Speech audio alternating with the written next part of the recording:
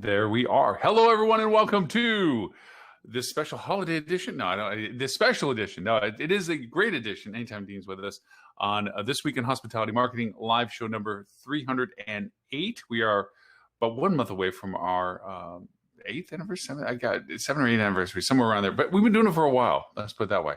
And welcome to everyone that's watching us on Roku or Apple TV or Google or Amazon Prime or Facebook, Twitter, you name it. We're just about everywhere.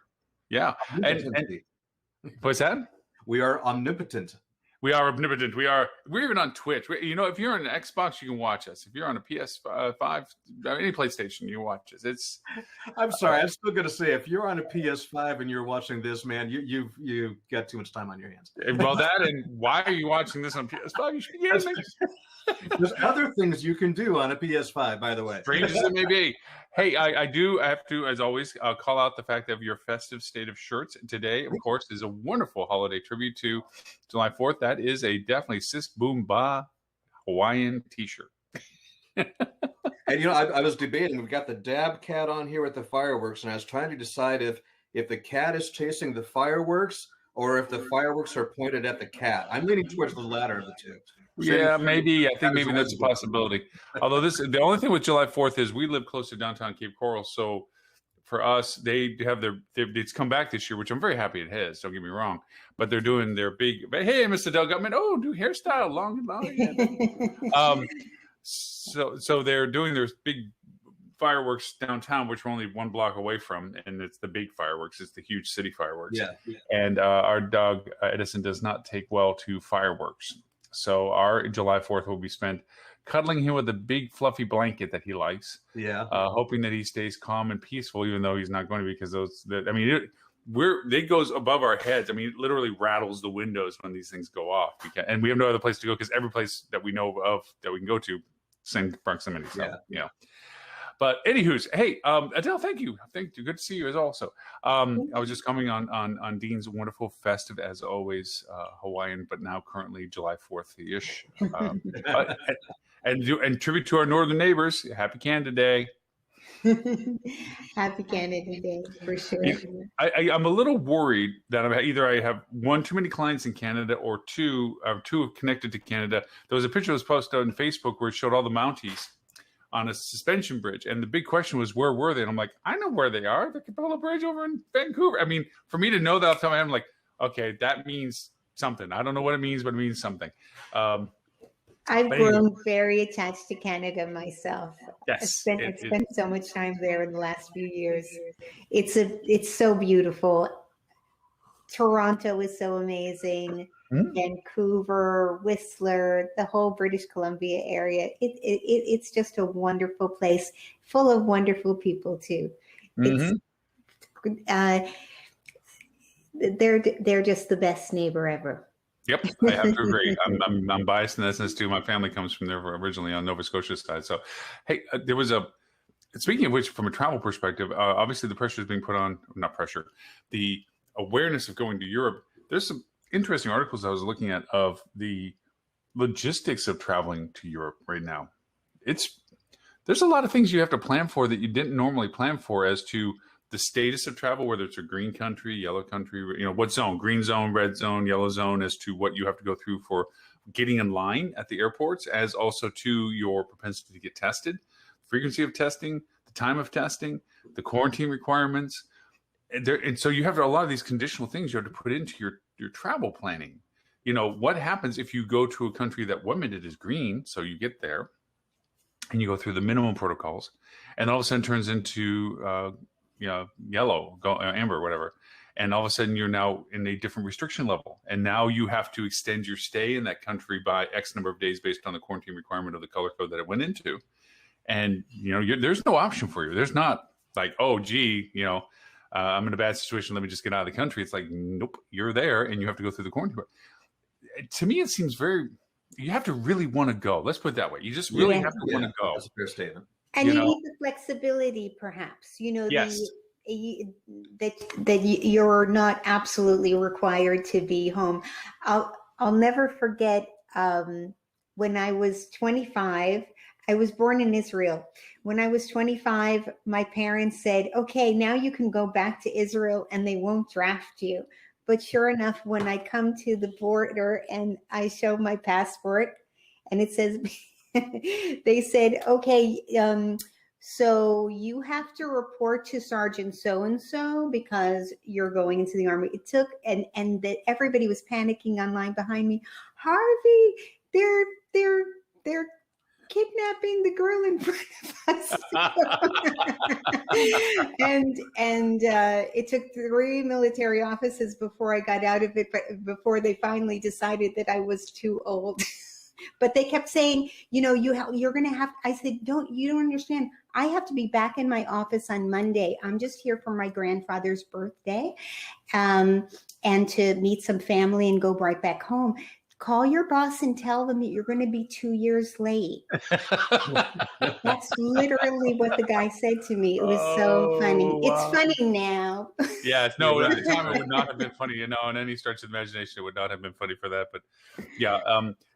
Okay, so I know that there's one topic that I know that Dean had that I definitely want to make sure we hit before we get lost into variations of things and so forth, because you sent me an email, Dean, and maybe I'll just leave you to do the thunder on this one. Go ahead, share what you shared. So you know, I'm involved in many the loyalty programs or rewards programs, whatever you want to call them, including Intercontinental Hotels. And so I get their email yesterday that they now have Intercontinental Hotels Ambassador Program. And you join the Ambassador Program, and a couple of things that happen. By the way, it's $200 per year. So if this starts sounding familiar to something, it should. So it's $200, you join it, and with it, of course, you get perks, you get special rates, and you can effectively buy elite status. And by the way, you get one free night out of the whole thing. So it pays for itself right out the gate. One free night, or close to it, at least, at the very least. And so, you know, it's very similar, I'm thinking, to TripAdvisor Plus. That's what it rings true to. And a lot of the same things. So they're really trying to say, hey, we've got our own version of the same thing. But that part about being able to buy the elite status is what really got me. Because if you've ever been an elite level person with whether it be an airline or a hotel or whatever, and then lost that, each of those programs will give you the opportunity to reclaim your elite status by buying your way up. On American Airlines, it's in the thousands of dollars to buy your way up. So for $200 to buy elite status at a hotel program, that's not bad. Right? I got that email myself, and I'm so glad that you looked into everything about it. I didn't fully research it, but yeah, that sounds very interesting, especially if you get the free night and you would have spent $200 on getting the night. Yeah. Right. And so now I'm that hotel brand, and I'm not trying to put down TripAdvisor Plus, don't misunderstand me here, but as a hotel brand now, that is now business for me, right? Mm-hmm. That is my business. I'm getting that. I think it's a brilliant move on their part, and I'm curious to see if other programs come out and do something similar. I think that's Go ahead, Adele. Go ahead, I'm sorry. I was going to say, I always say, you know, give those opportunities where you're going to get a billboard effect from somebody else's website sending people over to you, but always also give it to yourself first. And give a little bit better on your own program first. So that's what they're doing. Yeah, I think also the timing is exceptionally good, and I think any brand that's in consideration of this, or even those people that have the opportunity to be able to build their branding for this, is an excellent time, because people balance being for the logistics of this is for your decision is like just as you described it. Okay, it's $200.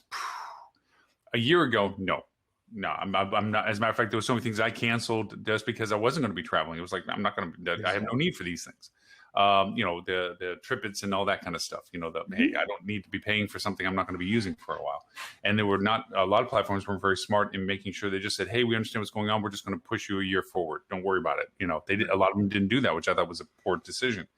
Now, as we begin to emerge into the travel process again, for those who are considering travel, this is an opportune time to make the validation the way you just described it. Look, I'm going to be traveling. I'm going to be doing that. wow, if for $200 I get to jump into the seat of those kind of things, get those kind of benefits, and knowing where I'm thinking about traveling to, knowing that this is an option for me in that market, that seems to mathematically make sense for me to pay for that. Just like you were talking, Adele, about signing up for the TripAdvisor Plus program and things like that. You look at the recuperation of the funds. Like, okay, so if I spend this, what am I getting for this? And if so, do I get it back from what I did plus more of what I can get? And you just made the validation calls. And you were just like, hey, look, for $200, I immediately can get this benefit. We all know that from our conversation before, aspirationally, we have higher expectations of our travel. So this adds to that. Like, I'm going to get that room that I like. I'm going to get treated the way I think I should be treated, so forth and so on. And so, yeah, it makes sense that this is a great time for these types of programs to roll out, and a definite evolution on what things like Hilton started with. Oh, yeah, sign up and we give you a different rate. And it kind of never went anywhere. Now, I wouldn't even blame COVID for that. Hilton was already floundering about not doing something with it prior to COVID. They were just having you sign up and not really exercising that new relationship much. And the infuriating thing is, I just keep saying this over and over, they spend so many millions of dollars promoting it. And then when you call the hotel and say, okay, same rate, same date, same room type, same booking conditions. Can you see, can you match this thing I have on my mobile phone? I'm sending you the screenshot. And they make you go through hell and high water to do it. Nobody is going to do that for a few dollars. Mm-hmm. And I was so, I had gone through that with a hotel that was a Hilton brand. And it took 24 hours before I got it all sorted. Nobody else would have gone through that. But I just wanted to make sure that hotelier knew what was going on so that she could fix it. And the next time it was straight, and I didn't show a lower mobile rate on the OTA. But the third time when it happened again, and it was $40 more to go direct as a Hilton member, I said, I'm going to go. And I went to an IHG hotel mm-hmm. and I paid more because it was just annoying to me. And it feels disrespectful. Good, Dean. Well, I say, so I'm going to take an example outside of hospitality here just to be a good neutral example, but a surprising one a little bit, actually. So I live in Norfolk, Nebraska, so we don't have a whole ton of retail outlets here. I don't have a Best Buy or a Cabela's or those kind of things, but I have a Walmart. And so our flat screen TV in our living room died last month. It was 10-year-old TV, LG model. It was a good TV and everything, but it died. And so we had to get a new one. By the way, in case you're wondering, it needed a new motherboard, and they don't make them anymore because it's a 10-year-old TV.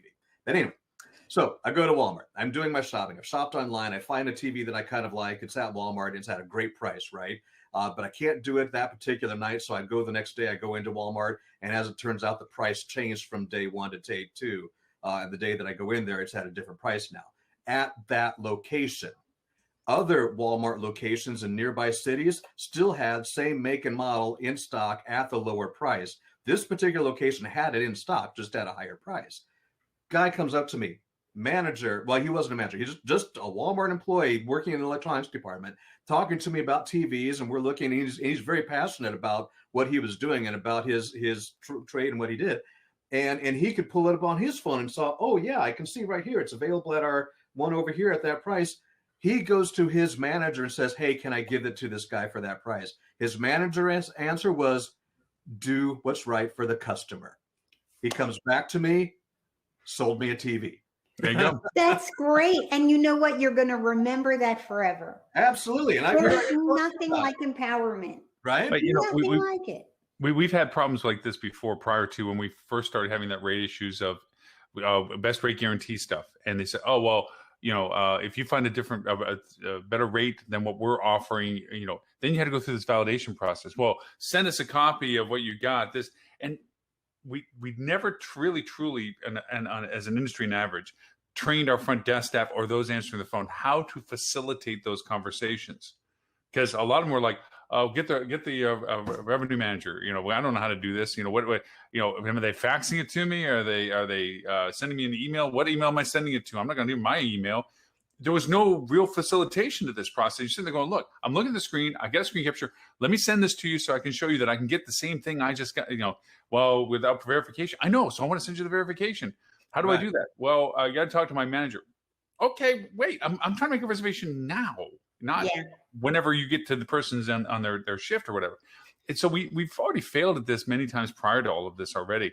And, there are some great organizations that are turning into secondary markets. Like there's a Founders Club that's out there. It's not cheap. It's, I think, $500 to get the card, but it gives you instant platinum status with, I think it's Hilton, Marriott, IHG. They're immediate tiered for them, plus Delta, plus United. I mean, it gives you this immediate high level status for all. So, and to your point, Dean, about it, for $500, if I'm really going to travel and I really need a diversification of opportunity, that $500 turns into a reasonable pay forward kind of mentality of I can get that back for what I'm going to get in benefits in return. Plus it has a bunch of other, value propositions, this, that, and you get discount rates on different things and so forth. Early check-in, whatever. Yeah, whatever all the other stuff is. Well, in addition to, rental cars and, restaurant venues and all this other kind of stuff, it was kind of like this massive value proposition all wrapped up together in one.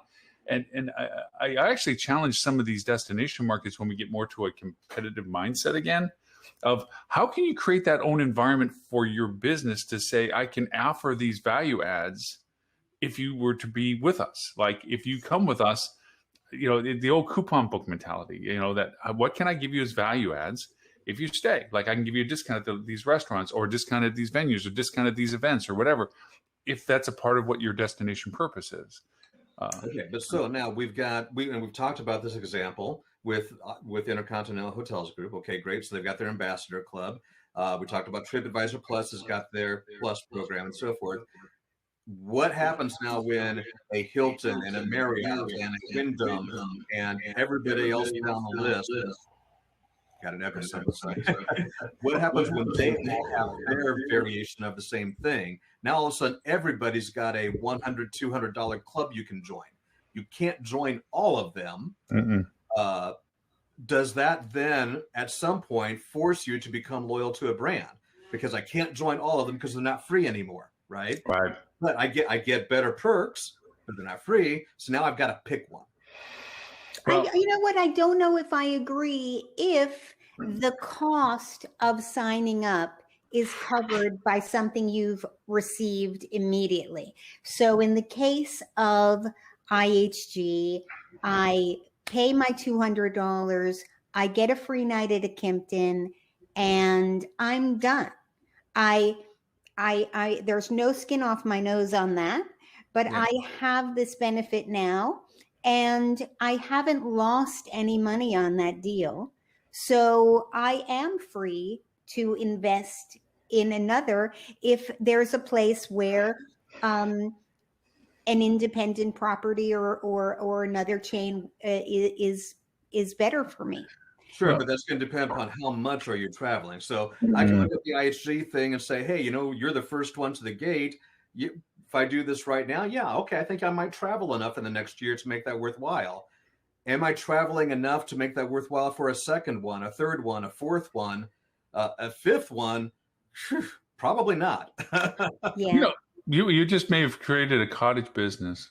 Okay, so you guys are both going back and forth. First off, by the way, Adele, I am going to regret. I think that is the first time that you've disagreed in a long time. Just saying. But normally you're the most amicable. Sure, that's great, but that's the first time. I think I disagree. So I applaud. Please keep it coming. because I mean that's just the way I would view it. Because I would think I got what I put the money in, and I got my thing back, and I'm even. Yeah. I'm not out any money because I got my free night. So there's no skin off my nose. I've got it. So will I be more inclined to take a look if there's an IHG that will work for me? I think so. Yeah. But if it doesn't work for me, I'm not going to push myself to do something that's inconvenient because in order to return, to get the return, because I already got what I paid for. Well, but you think there's people out there like the points guy and stuff like this. That's just his business. This is what he does. He compares And he's, unfortunately for me, he's kind of jumped the shark for me because most of everything he posts now is because it's sponsored and or solicited by a company that he gets compensation for. Before, when he first started, it was really cool because he really kind of laid it against each other based on what you could get from the average Joe that was running around doing the stuff. Now it's more like, and American Express has this amazing deal. Oh, by the way, this is brought by American Express. It's like, okay. But what you're just describing is kind of interesting because now for me to make the evaluation, to Dean, your point, I'll make one other comment.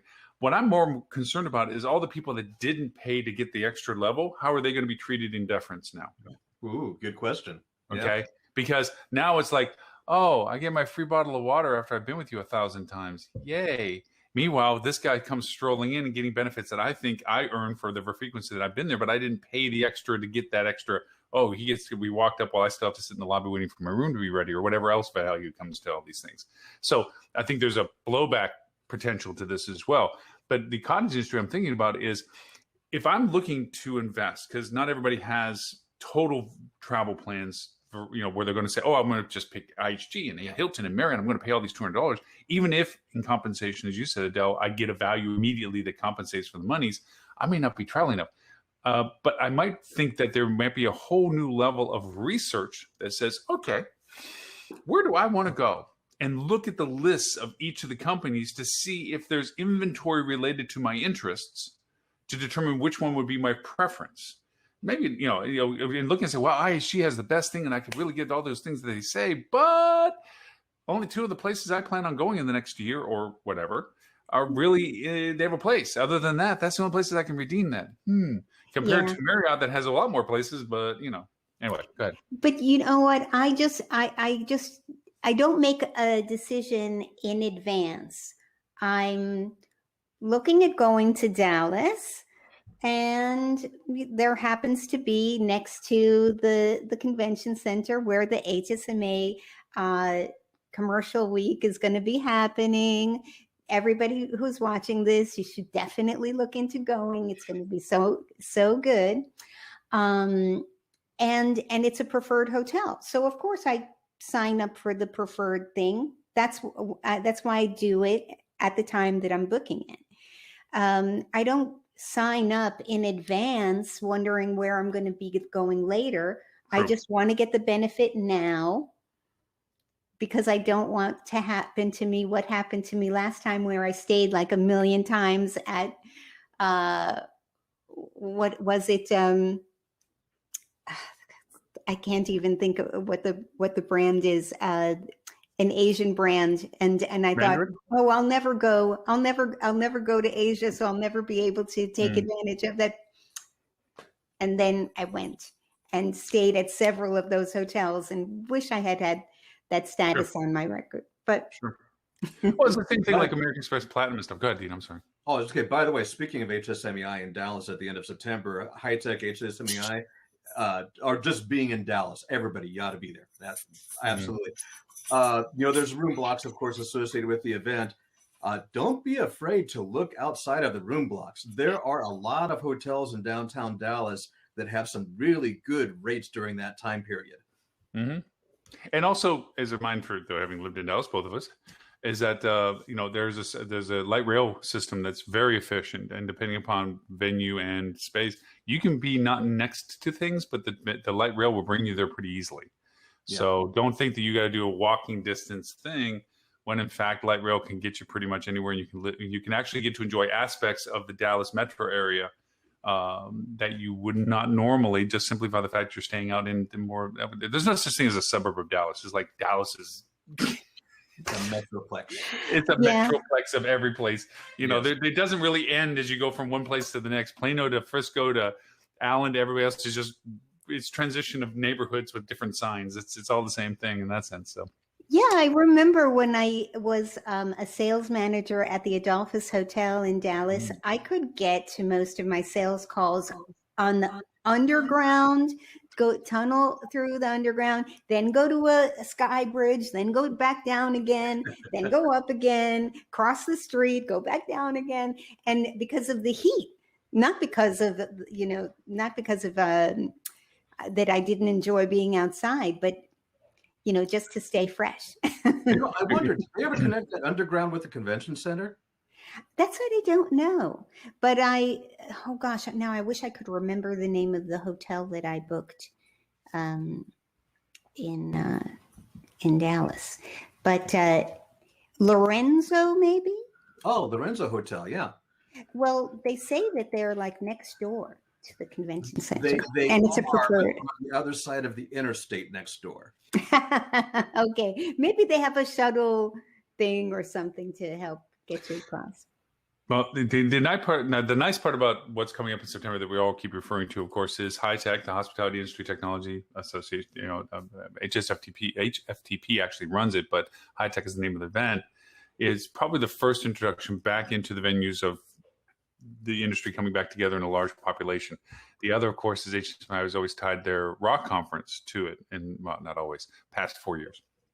And they're continuing to do that, but they also have added the marketing conference to it as well. So there's a whole week solid of things, how it mixes as to how they compete, or time schedule wise, who's to know? I think most of us are interested in it from the perspective of group hugs, and seeing everybody and networking and being one-on-one with people that we haven't seen for over a year and a half.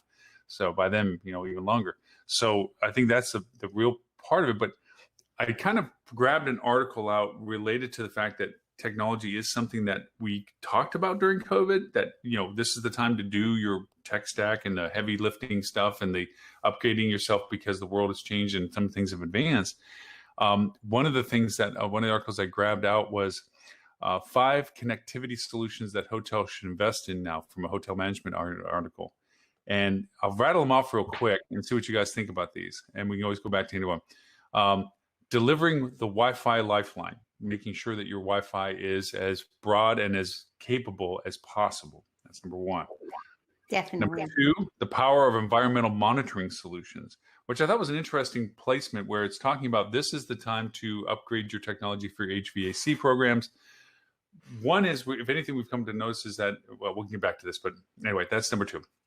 Number 3, CCTV provide top security, increasing your security systems, your visualization, your camera work, and so forth. Okay. Number 4, the value of cellular boosting. This is an underrated one that I think is great that they put into this list, because cellular boosting is often not considered the responsibility of the hotel. They kind of defer to it like, hey, that's somebody else's issue. We're, whatever. And number 5, leveraging building intelligence. And this goes back into and it seems relatively timely given what's happened in Miami, the tragedy in Miami, South Beach and Surfside, is being aware of your building structure in the sense of energy usage, water usage, power use, I say energy, but all the functionalities of maintaining a structure. So I thought it was kind of interesting. Those are the 5 that they pointed out to. We can hit anyone individually, but Wi-Fi, environmental monitoring, CCTVs, cellular boosting, and building intelligence. I'll leave it at that, and you guys can hit, and then we can go back to something in particular if you want. Well, the one that stands out to me, and by the way, I did a very informal poll on LinkedIn a couple of weeks ago where I asked about what are your deal breakers when you're staying at a hotel, and I included out strong Wi-Fi, free breakfast, water pressure in the shower, and courteous staff. You can only do 4 choices on a LinkedIn poll, so I had to cut it off there. But there were a lot of other comments in the comments. The winner by far, wasn't even close, was strong Wi-Fi. Mm-hmm. And I think that it's pretty good. 150 votes. So Yeah, well, I think the cellular though goes right with it, right? that's fair, yeah. Because if somebody's calling you and they go, I didn't get the call, or if I'm trying to answer a call and they can't hear me or whatever, it's absolutely a deal breaker. You never want to go through that again. And I've been at hotels that have had that kind of problem. It's so debilitating. It's also debilitating for the staff. Imagine if you have offices in the basement or in some corner where you don't have good coverage. It's extraordinarily frustrating for your team to try. It's like they're shackled. They're trying to do their job and they can't. I know Melissa's in the audience, and I know they've had that as a part of the fuel travel. Not fuel travel anymore. It's fuel Travel boom. Travel boom. Travel boom. Travel boom. Right. All right. Sorry, Melissa. Just trying to remember the new name thing. Travel boom. But when there were fuel travel and they were doing the surveys, the Wi-Fi was a persistent comment that was made out of them also as well. But I still remember to this day, I spoofed this group. I was doing a presentation for a large ownership group, and it was at their conference hotel. And the conference hotel was relatively isolated. It wasn't in a major metro. It was in a secondary market. And I was trying to make a point of what technology could do. And so I found out that they had a cell booster, a relay, at the conference center because it was outside of the cell phone tower coverage, and they were smart enough to have put in a repeater. So I talked to their IT tech and said, can you do me a favor? Can you send this text at this time to everybody that's connected to the repeater? Which you can do. But people don't realize that you're relying on a private tower, basically, to connect you to the general cellular network. And so I was making a point to the presentation, and I said, and for that, let me send you all a message. And I tried to time it as close as I could to when I did it, and it paused for about 5 seconds. People were like, what? All of a sudden, everybody's phone got a text message saying, this is the power of technology. Freaked them out. But repeaters, you have control over who's connected to your network should you choose to. It's a dangerous world. I mean, we often forget who we don't, because you see Verizon or you see AT&T or you see T-Mobile and you think that's what you're connected to, and you are, but how you get there via something is often the question of what your phone decides to connect to. And its purpose is to connect to the next strongest signal. And so if you put a repeater up that boosts cell phone tower capability in your market to go to your carrier, you're running through somebody else's network. So from a security perspective, you have to make sure that if you're doing that, that you have to follow all the protocols associated with all the other things. Because you can, the sad part of it is if you look at a repeater, you can literally see that this is how people go to the coffee shops and they spoof, other people, they act like the Wi-Fi of another place. Well, that's different, but I mean, same mentality. And also too, from a cell phone perspective, they create a carrier, that their phone connects to, and now they're running through it to get to their service. But they're going through a middleman now at that point. And that middleman can literally, if you don't have the proper security in place, see a lot of information. Fortunately, a lot of information is slowly getting blocked, but still a lot goes through because you don't think about it, So right. Yes, yeah. But cell phone tower, to your point, if you don't have that extra boost in it, if you do have issues about it, and I know, Del, you know better than I do, even in New York, you would think that it would be the mecca of high cellular coverage, but there's buildings that just suck up the signal, and there's just, you get in certain corners or certain aspects of it, there's not a single signal to be found. It's hard to push signals through buildings. Yeah. But yeah, to that end, but I did think it was kind of interesting that they put in this top 5 the focus on the buildings and the environment stuff, because I would not have considered them in that dialogue, well, the HVAC especially, over a year ago. I don't think that would have been of any predominant concern that people were monitoring their HVACs. But I think from the fact that we are going to be battling this aspect of whether it be coronavirus or something else, or deviants or variants of it or not, it's in their mindset when they travel now. They want to know a little bit more about what the hotel is doing. Even if we're less mindful of it, we're still aware of it. And what are you doing for sanitation? What are you doing for clean air? Because we all pretty much have defined that it's not surfaces so much as it is airborne. So from an HVAC perspective, what is it that's being done to better the environment is probably something that's worthy of consideration. And then, of course, the tragedy in Surfside. It's so sad that people said that they took pictures of the, things that were rotting years ago and nobody listened. And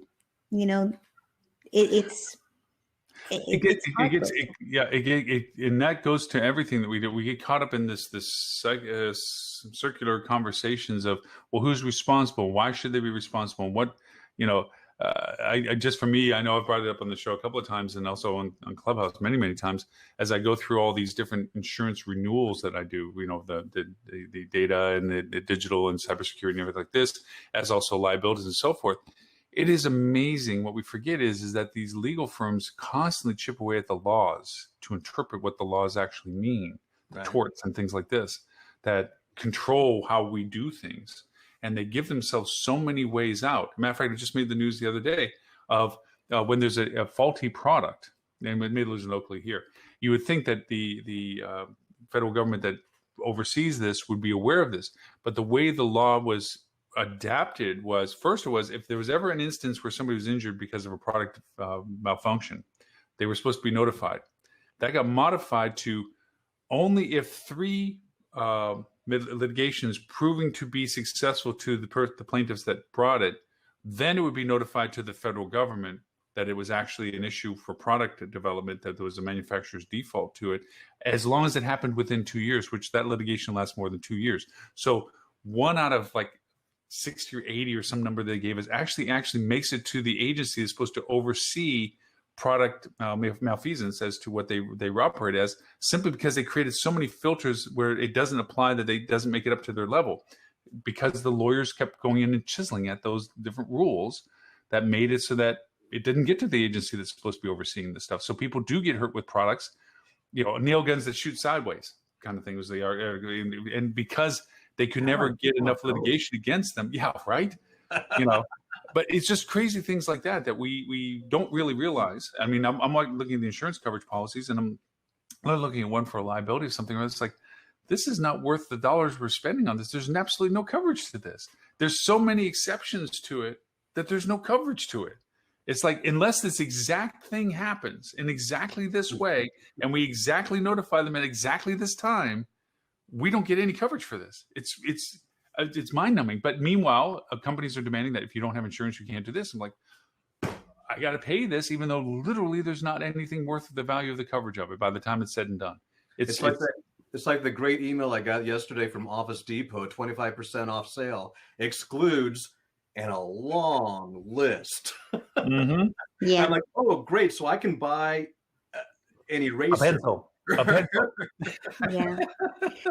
Well, not only are the families who lost, 150 missing people, and those who were found but not with us, and I mean there's so much tragedy there, and all those homes.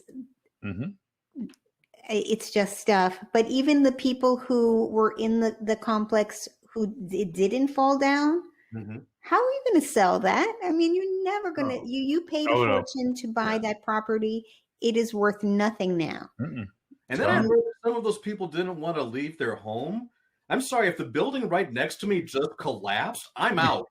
Especially if it's built the same time by the same people. You're right. Crazy. Now might be time to go. It is there. There's a lot of tragedies at many levels for all of this, and this kind of goes back to the responsibility of us in the industry as well, is that these kind of things go through the social psyche of people when they travel. And you go to buildings now and you think maybe differently of them, even if it fades after time, because all things fade in our news media. Yeah. But the idea of it is, until it happens again, unfortunately, because it was never fixed correctly. But we do have some stronger lingering effects from the ongoing COVID pandemic right now, and that is people do have an awareness of cleaning protocols that they did not have before, and whether that has subsided from its initial hype and height to where it is now, and what have you. We're going through the fact that we're going through a different variation of that. There's the Delta variants and things like this that we see in the news, and then we see the repercussions of that from how our industry is reacting. And I almost feel like our industry is not reacting to it anymore. They want to get past it. They don't want to refer to it anymore. They don't want pictures of people with masks anymore. They don't want to talk about what they're doing for cleaning anymore. They don't want to talk about what their protocols are anymore. They want to be like, it's travel time. And they're trying to downplay it. I don't think to our benefit. I think an awareness, a healthy awareness of it is good. But I don't think a harboring of it or paranoia of it is good either. I don't think that the over focusing on it is there. I don't know. What do you guys? I mean, do you think we're paying enough attention to it as an industry, or do you think we've tried to downplay it more than anything? I don't know. I mean, there are a lot of hotels. I look at reviews every day, just exploring the range of hotels there are in the world, and there are still so many hotels that are getting comments filthy, filthy, Mhm. filthy, filthy, filthy. It is very common, you know, maybe among us who are maybe used to a certain level of luxury hotel. But you know, even though I may have experienced a lot of 5-star luxury hotels, doesn't mean I don't stay at some really basic hotels as well. Just depending on what my need is. I just don't need to pay more for more fancy when I just need to get a place to sleep that's going to be comfortable and smell good and with a nice friendly face. It's really sad how much that's true. So I think if you think that everybody is so obsessed with the cleanliness, you're in a bubble of a particular kind of hotel that you're used to staying in. Not every hotel is anywhere near as clean as it should be, sadly to say. That's very true. And I'm sure that the labor shortage is impacting that. But that this is not something that I think you can cut corners on. Look, if you're a hotel that's had cleanliness issues for the past 3 years, you didn't just magically change that all of a sudden in the last 9 months. Right. You know, that's a pattern. So look, if they were bad before, they probably still are today. They probably just put some hand sanitizer stations in somewhere and some stuff on their website to make it look like they were complying with some standard that somebody made up and can't enforce anyway. But Lauren, to your point, I think that there is a delicate line to walk in there, because on one hand, I do kind of want to know that I'm safe, and I do want to kind of know that you're taking precautions in a reasonable hotel. We'll call it, a hotel that I would expect to do stuff.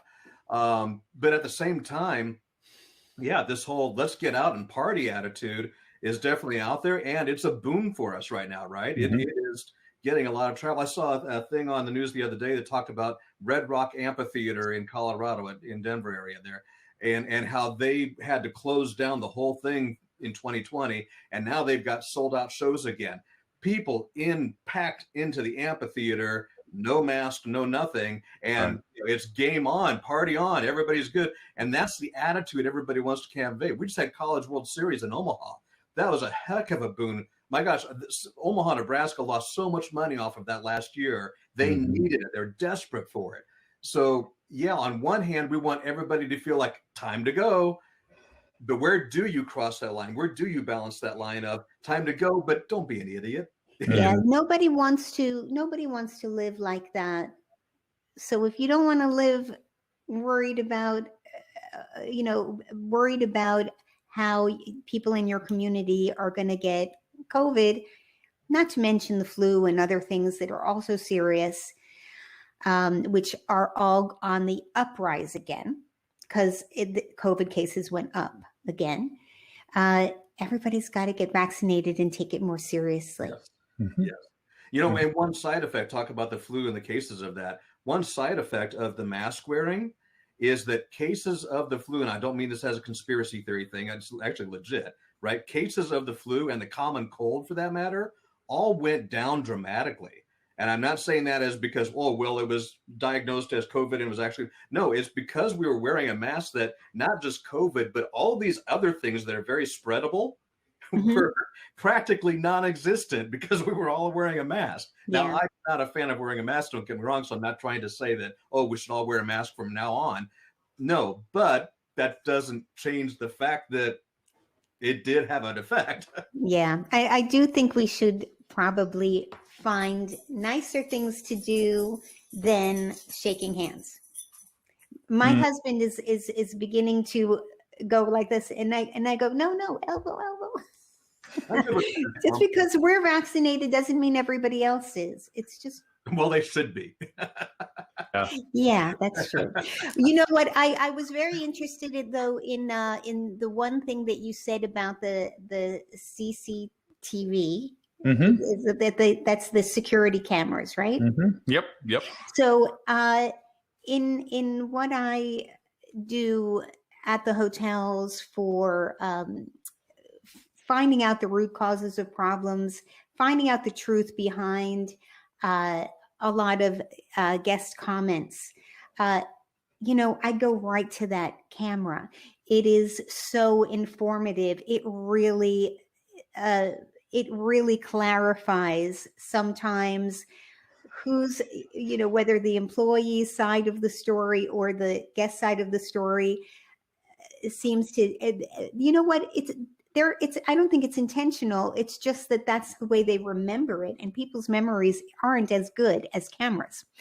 So it's just great to be able to go back to that. And it's also great to see those cameras when somebody says, nobody cleaned my room for 3 days. And we go to the camera and we can see that the housekeeper went to that door, made looked at the camera, made the symbol of this door has a do not go in or privacy requested sign on it, and left a note.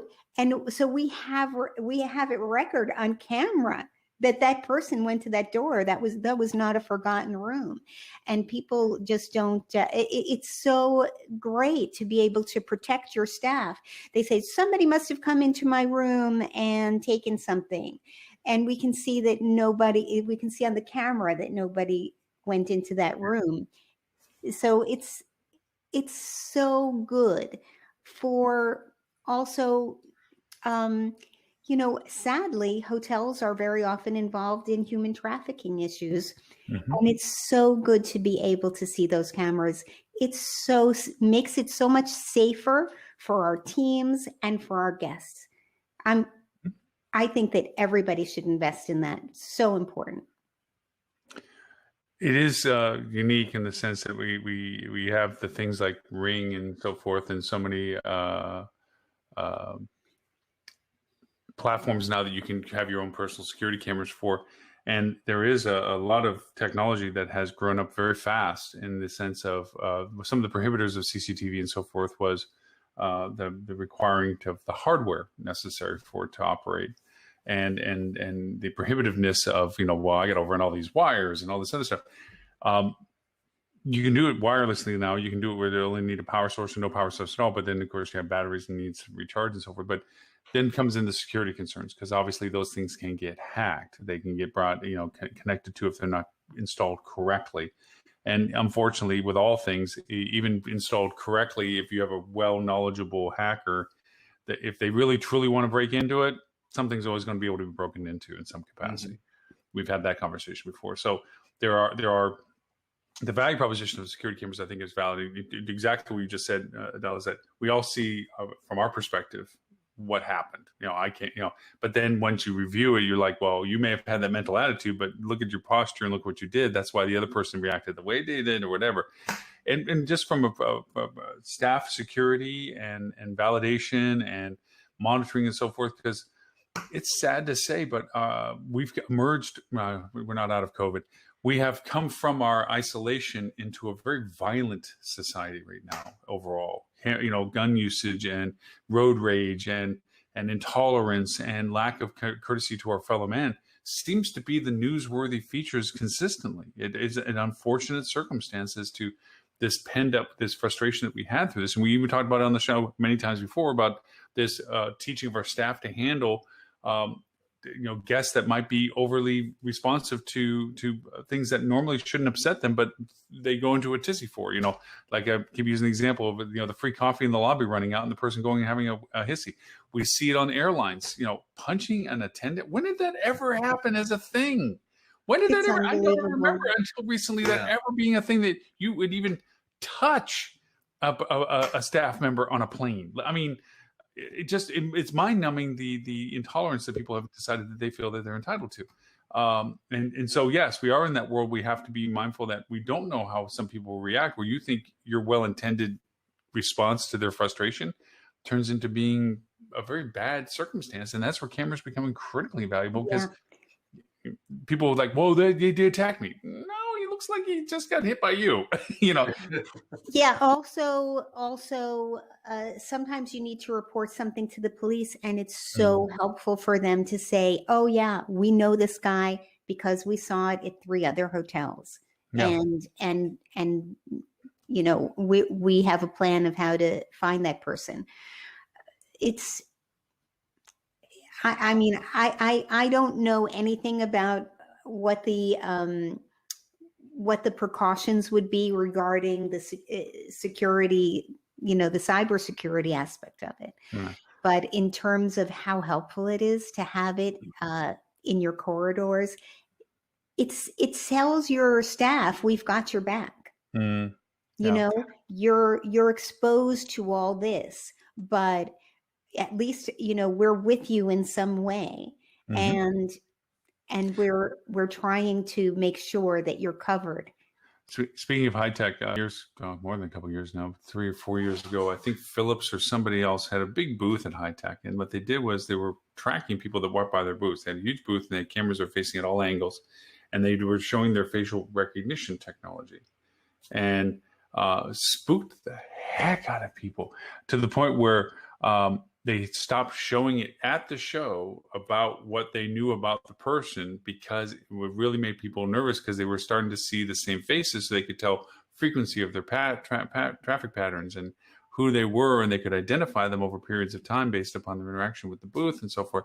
And it made people very, very nervous. And that was about the time where things started coming up about how facial recognition and invasion of privacy concerns, and at a hotel, do you really want to be able to have that capability in your lobby? Isn't that confidential information? That's about that whole time that conversation was running for and stuff. That, yeah, technology is, scary. And we can see by China how bad it can be abused too. I mean, their whole social scoring system, which we've talked about in times past, where you have a government assigned score, and based upon what they think you do or don't do according to their criteria, changes that score. You can't change it. It's only changed by them.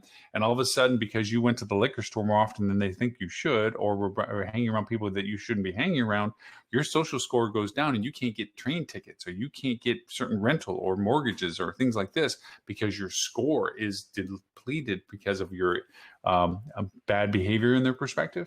What a nightmare. I can't even imagine being in a dictatorship. It's crazy. Whatever they want. It really is. I meant to bring my American flag to wave it. Yeah, right. And that one, imagine me waving it. There's another happy hotel management article. You can tell I was reading hotel management this today.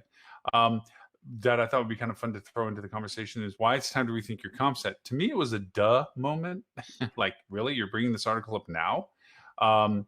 But the reality of it is some of the points that they made were good points to reiterate in general. I'm going to put the link down here just so that you guys can see it. They brought up some interesting points. I'll just read through them relatively quickly. Who do you really compete against? It refers to the COVID variant as to how it has changed your comp set. The reality that 5 to 8 hotels in your competitive set do not make up your market, which has always been a true statement, regardless of COVID. Okay. That comp sets in the best of times are an inherent myopia, which, yes, you're very much looking at a very granular, singular perspective on things.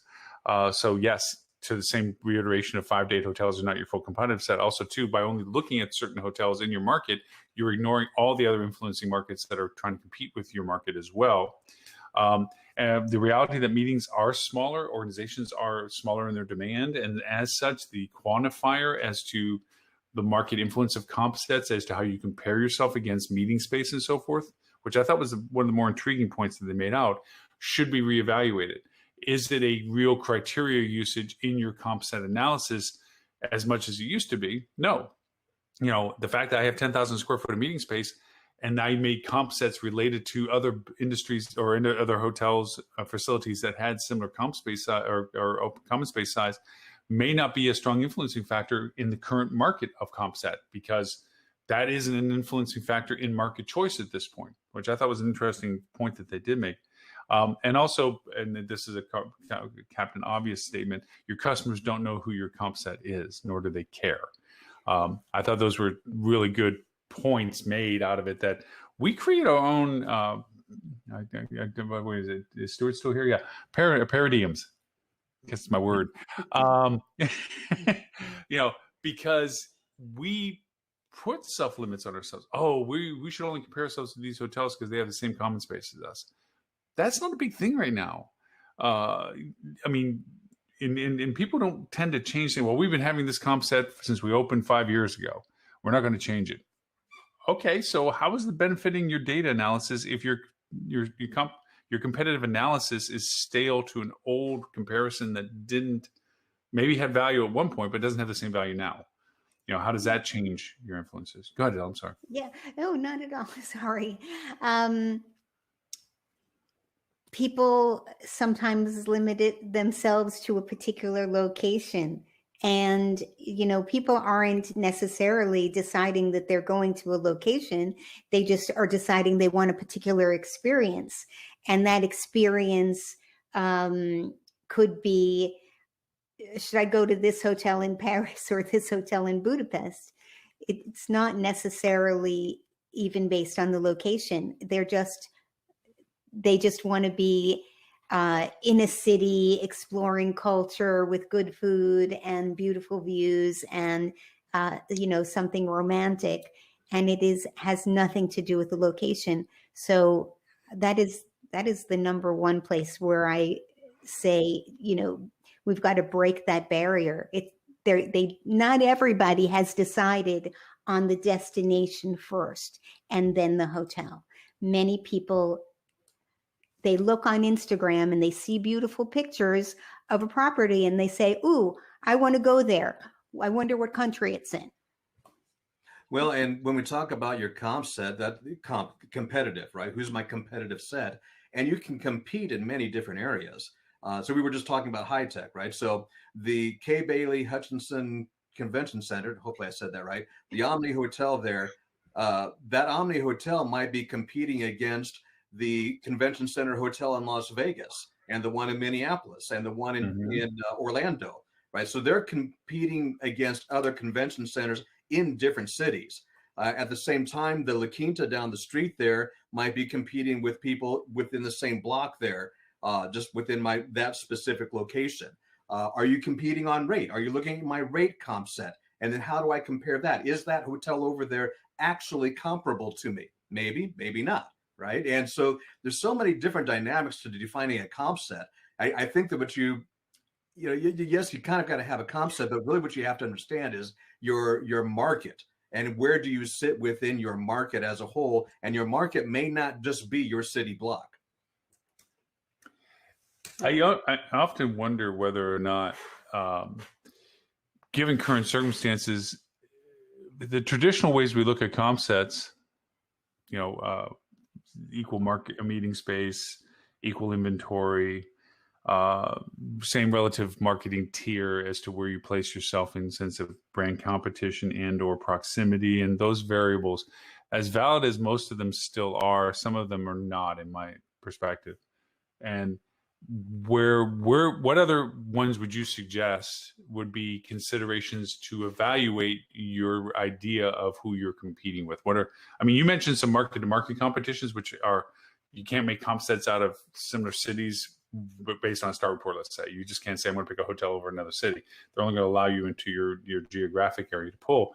What are some other considerations, if you had your druthers, that you would say are worthy considerations of evaluating a comp set creation? No, really, the question is who's taking your business.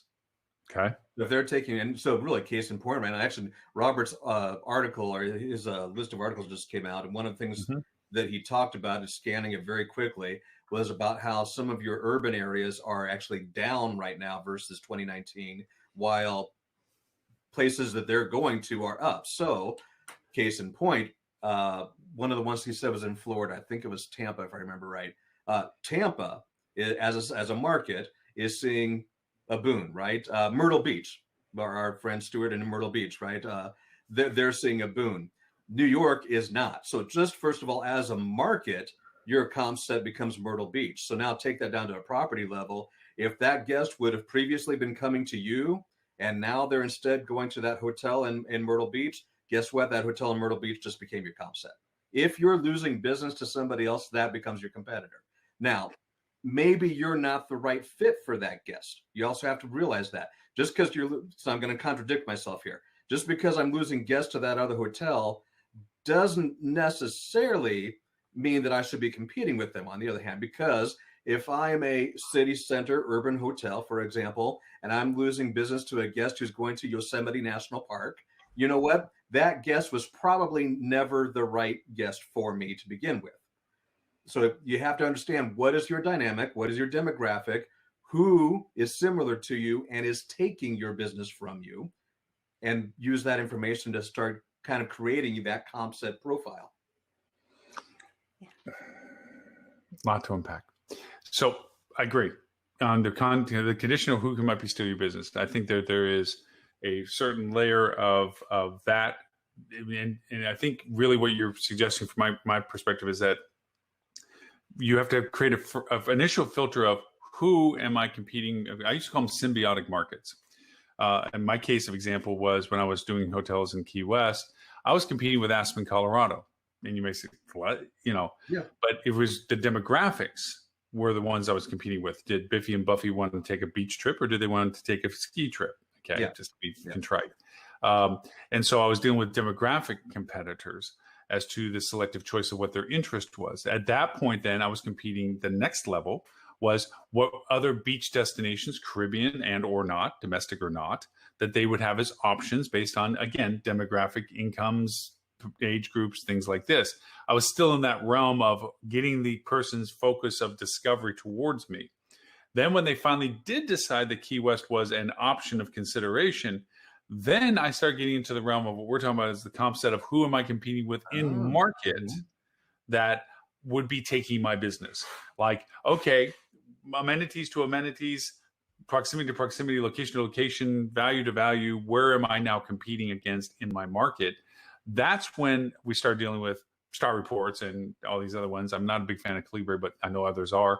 But data like that, that would show you some sort of evaluation as to what people were in the market. I say, and also something you mentioned, that I think when you pointed to New York in comparison to Myrtle Beach, I would attribute that more to a latency of data than I would be of current interest. Looking at data, I would agree with you. The Myrtle Beaches, the Tampas, and so forth, as Robert referred to in his conversation, historical data, they had more of a venue of opportunity. New York had purposely just been closed, and they just now opened. So I would say that from a marketing perspective, I would go into the research history of how many people were really interested in going to New York, but there was nothing to sell. There was no Broadway. There was no anything. There was nothing really open to go do. So I wasn't going to go to New York, but I really want to go to when it opens. That latency of data that pointing out is like, yeah, Myrtle Beach had opportunity and availability. They didn't close during COVID, as Stuart is very proud of. Tampa stayed open, and now being close to a beachfront community, they're in constant demand. I don't think they're in demand for the same reasons they were before. There is no real strong meeting usage right now. It's growing back again because it's by the beach and it's a good solicitation of people to come and join stuff. But I think those will be the first emerging convention-related places to go to. I think Dallas for HSMAI and high tech is good because of centralization. Dallas in September. In September, yes. July is another thing. Yes. September, and you're not in the Southeast because, you're looking at a lot of variables to this. Dallas has always had a good sustainability through economies because of its centralization. It's halfway between everywhere, in that sense. And that centralization has proved very beneficial for it. That said, I think it's a great middle point. Go ahead, Dean. Oh, but I want to go back to what you started with there, because you touched on something I thought was really important there. And that is that our comp set changes based on the stage of the marketing funnel. So at the top of my marketing funnel in the discovery phase, the prospecting phase, my comp set up here might be different than down here at the bottom of my marketing funnel, where now I'm at the direct response stage of it, right? Where now we've decided on a destination. Okay, so you're changing your comp set all the way through that. That's true. I also wanted to mention that Expedia has such a great tool for seeing, and as every single day you can go into the back end, whatever it is, the center, and it'll tell you, oh, this hotel ate your lunch, this hotel ate your lunch, this hotel, ate your lunch, one after the other. You'll know exactly who who is taking a lot of your business and who is just getting it every so often. It makes it so clear. It's one of the reasons why people in sales and marketing and revenue have to work together, because if only the revenue people are looking at the back end of Expedia, you won't believe how much information you can get from that. That's a really great point. Yeah, go ahead. I want to go back to one of our previous guest co-hosts, Carrie L. with the Hotels Network. I was very interested in what they're proposing on this ability to share data. Bench Direct is what they called it, that you would put in tracking codes on your website and you were able to compare the data that your hotel was getting based on traffic to the website and so forth and so on. I was under the understanding that it was basically sharing web analytics. So one of my clients decided they wanted to join this. And I thought, this would be kind of fun to go over and see what it was. And I looked at the script code that they asked to be put onto the website, and it went into your e-com funnel as well. It was to track all of your transactions as well. And I had to pause, and I have to call Carrie back because I'm like, Carrie, I'm a big critic of platforms that ask you to put on generalized scripting that track everything. I'm not a big fan of several platforms, nameless as they are, that take credit for a lot of stuff that they don't do, simply because they intercede and hijack your attribution. And if Stuart was still in our conversation, attribution theft is real. And they're doing the same thing. They're garnering a tremendous amount. Yes, Melissa, I agree with you. It's real. They're garnering a tremendous amount of information that you're offering. And just from a security perspective, in the process of them asking to send this on, they're all very happy and generous. And I'm not trying to be negative about this. I think it's a great idea to share data, but I don't agree to share conversion data. I don't agree to blanket script. I don't agree to whatever you want to take, go ahead and take it. There's security protocols that were not brought up into the put this on your website and tell us all this stuff. Okay. Where are you going to do with this data? How secure is this data? Who's going to see this data? All the CCPA stuff, the GDPR stuff, where is that addressed in this dialogue that says, I put this script on my site, I put this script in my e-com funnel, and now you have access to all the data that I have about my stuff. And you say you're going to anonymize it and share it for general population. I understand that, but what are you doing with it? You know what, though?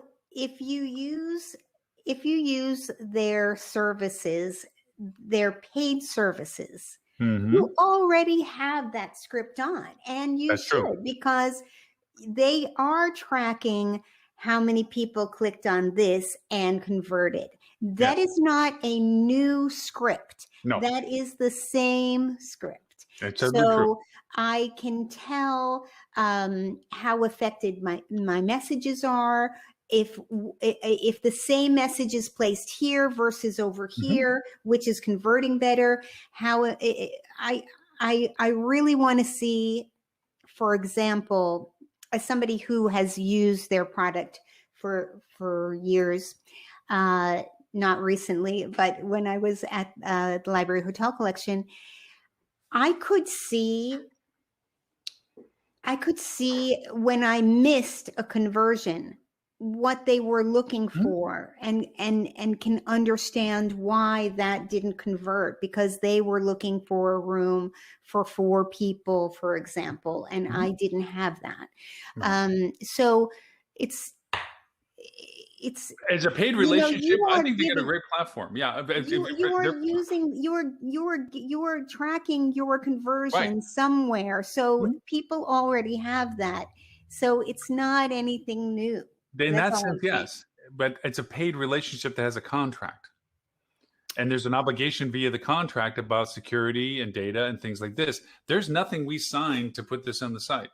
Are you sure that they don't have that you don't? I think you have to agree to their terms and conditions, which is giving them the data. Yeah, no, I went through the process with them, and that's when I asked Carrie, is like, when she was talking about it on the show, and I love, again, going back to it, platform-wise, service-wise, product-wise, everything is great. I really am I'm a fanboy of what they're doing and what they offer services. To your point, all the usabilities of it are fantastic in that paid relationship with them. But the offering of data from a source that isn't paying them to run the system for them, that you're just providing the data, was really just an acknowledgement of accepting putting the code on for them to take the data and bring it over. There's conversations about that what it's to be used for, but there was no GDPR kind of stuff as to what was being done with. And that's why I asked with Carrie is like, has this come up in dialogue? And this is not a negative conversation to them about it. I think the purpose of it and the value of it is everything we talked about. I think the ability, to your point of saying, how is our market doing things? How are we seeing each other work in the market? How are we reacting to each other in the market? Are incredible, insightful information. I just get concerned with general script tracking when all the data is available without a condition as to what all of it's being used for. That's my consideration. But you're not worried about it for those who have the initial product, the paid product. Well, but also when you have the paid product, it has very specific purposes to go with it as well, right? And I'm going to use a somewhat non-compared example here, but I had a recent conversation with somebody that's running a metasearch campaign. Metasearch is very direct response. They click, they book, or they don't, right? So it's a very specific funnel that it goes through. And conversion pixels and all kinds of tracking ought to be involved in that because you want to see what's going on.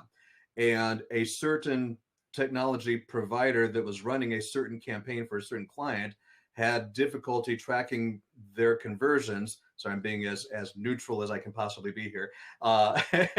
And their solution, they said, was, well, we'll just put a script on your website and that way we can track. And I'm like, whoa, hold it. You don't need to see all this other stuff. You need to see that specific line and that specific flow. You don't need everything else. So no. You know what? Somebody should write an article about what scripts you should accept and what. Oh, we have. I mean, actually, as we put it out, there's 5 points of contract negotiation requirements for confirmation and clarification of conversion of contracts. But the difference is, and again, going back to the positives of these things, is that a paid relationship, there's a fiduciary responsibility of the vendor. Okay, that's why I have insurance. I have responsibilities of controlling the data, security of the data, who handles the data, why do they have access to the data, so that the company that I have that access to knows that when it comes to their insurances and or assurances of security, they can look to me and say, he proved that he handles it this way. What I'm saying is from the initial process of going through this is we're offering a lot of data available for them to use. And they may be doing it for all the right reasons and all the right purposes to but there's no detail as to its security that I've seen that they were offered. It's like, here's our data, and we hope you're going to use it to generalize. All of us get to understand the market and everything else like this. But I need to satisfy my insurances that I'm not giving away access to confidential data that I say I can't validate. Like, okay, you're getting full script access to conversions. This means confirmations and everything else. Where is it stored? Is it encrypted? Who has that? That was never really addressed in the dialogue. And that's why I want to get back with Carrie on. It's like, I love what you guys are doing. I really do. I think it's a great, insightful way for a market. I just want to make sure I understand, how do I go to my insurance company or my legal teams and say, we're covered. They got this. This is what they do with it. This is how they secure it. I want to know if that's just something that only comes up in questions, or is it something that I missed in the contract? But just, it didn't happen until it happened, where I just didn't know that they were going to be asking for commerce data. I thought they were only working about traffic data. So that was my bad for not understanding between the two. So yeah, I tried to go, come on, Carrie, tell me which booking engine has the best conversions. Just tell me. There's nothing you can do. Give it behind the scenes. Right? You wouldn't tell.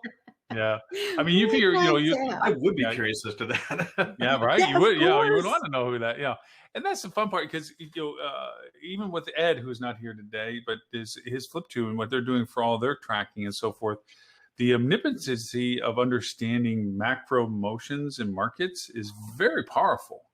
The trends, the interest. To your point, going back earlier, where I was saying that the difference between the New York comparison you had and Myrtle Beach was the latency of data. Well, even when we go to Google Trends, we're dealing with latency of data. I mean, it's a wonderful tool. It's a free tool, but the real data is going to your own website and only having a latency of 24 hours. Well, and you have to have the context that goes with it too, because like you said, New York was closed, Myrtle Beach was open. Okay. Mm-hmm. Well, if you don't put that context into the data, it's not a proper comparison. True. But, that being said, from a marketing, going back to where we're talking about comp sets and so forth, I think you made a very clear point to it from our dialogue was there's a strata of conversations that get to the point of your comparative comp set analysis when you get to that level of discussion that warrants business A versus business C versus business D. Up to that point, it's about market A, market B, market D, and demographics A, demographics B. There's different layers of how you compare yourself to what your business is. Yep. Yeah. And I don't think anybody really has done well. I'll be fair. And this is why I think Carrie is doing wonderful, because she's addressing it. And that is looking at the market influence, not necessarily the implied comp influence of what you're doing. You're looking at data that can give you analysis of trend and intent and things that don't normally show in RevPAR and ADR and occupancy. Those are conversion values. They're not trend values. And so there is a need for that upper level perspective that has to come in. And a lot of people aren't very skilled at knowing where they can draw data in. A lot of people don't even know about Google Trends, and that's one of the more basic generalized data sources that you can get. Just overall trends of comparisons of people's interest in market and what are they looking for in comparison to other markets and what time of year and historically what are the peak periods and so forth.